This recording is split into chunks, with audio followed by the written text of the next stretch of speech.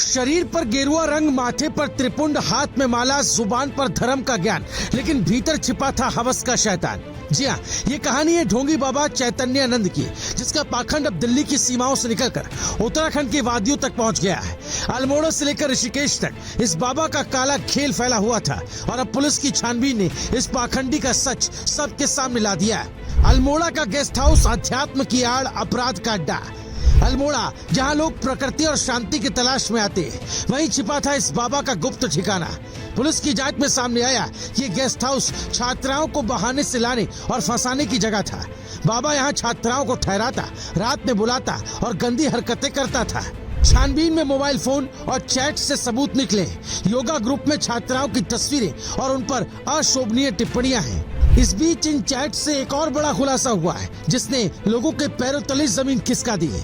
केवल छात्राओं से गंदी बातें ही नहीं की गई, बल्कि विदेशी कनेक्शन का भी संकेत मिला, जो विदेश में छात्राओं की सप्लाई की आशंका पैदा करता है। खास तौर पर एक चैट ने सबका ध्यान खींचा, जिसमें चैतन्यानंद ने देर रात एक छात्रा से पूछा, दुबई का एक शेख पार्टनर चाहता है, क्या आपका कोई अच्छा दोस्त है?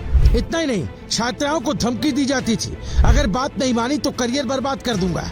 इस पूरे खेल में बाबा का साथ 3 महिला सहयोगियों ने भी दिया, जिसमें associate dean Shweta Sharma, executive director Bhavna Kapil और सीनियर फैकल्टी काजल का नाम सामने आ रहा है, जिन्होंने पूछताछ में ये माना कि वो बाबा के कहने पर छात्राओं पर दबाव डालती थी। यानी पूरा सिस्टम एक हवसी बाबा की हवस का पहरेदार बन गया। नकली पहचान, बड़ा झूठ।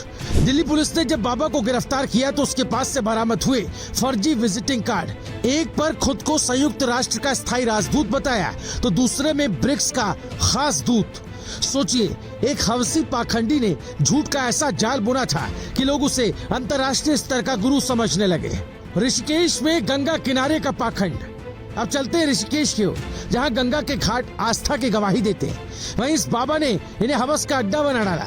मार्च 2025 में अपनी BMW से छात्राओं को लेकर आया, दयानंद सरस्वती आश्रम में ठहरा।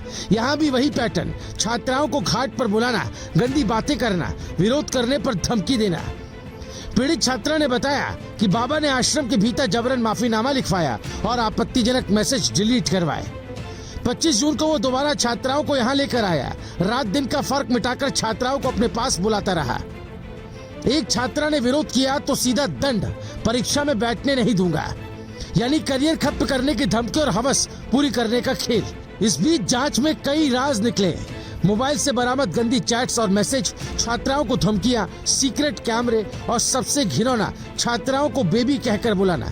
ये सब बताते कि धर्म का मुखौटा लगाकर ये बाबा अपराध की फैक्ट्री चला रहा था। गेस्ट हाउस, आश्रम, संस्थान, जहाँ से निकलने चाहिए थे संस्कार और शिक्षा, वहीं से निकल रही थी दहशत और डर की कहानियां।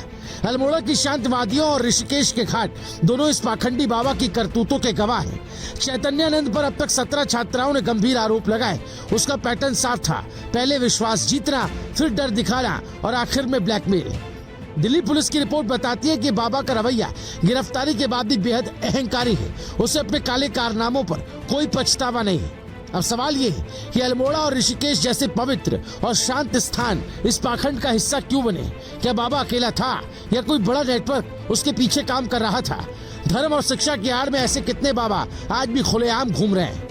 ऐसे में 3 बड़े और जरूरी सवाल। धर्म और शिक्षा की आड़ में कब तक पाखंड का ये खेल चलता रहेगा? क्या संस्थान और आश्रम जो इस खेल का हिस्सा बने, उन पर भी कार्रवाई होगी? और सबसे बड़ा सवाल, उत्तराखंड की आस्था और वादियों को गंदा करने वाले ऐसे नकली बाबाओं पर नकेल कब कसेगी सरकार? ढोंगी बाबा चैतन्यानंद का सच अब सामने है। अल्मोड़ा से लेकर ऋषिकेश तक उसका पाखंड बेनकाब हो चुका है। लेकिन याद रखिए, ये सिर्फ एक चेहरा है। समाज में ऐसे कितने नकाबपोश आज भी घूम रहे हैं, जो भक्ति और शिक्षा की आड़ में गंदा खेल खेलते हैं। सवाल ये है, हम चुप रहेंगे या इनके नकाब बार बार उतारेंगे? अगर आप भी चाहते हैं कि ऐसे ढोंगियों का सच हर किसी तक पहुंचे, तो इस वीडियो को लाइक कीजिए, शेयर कीजिए और चैनल को सब्सक्राइब कीजिए, ताकि सच हमेशा सबसे ऊंची आवाज में गूंजे।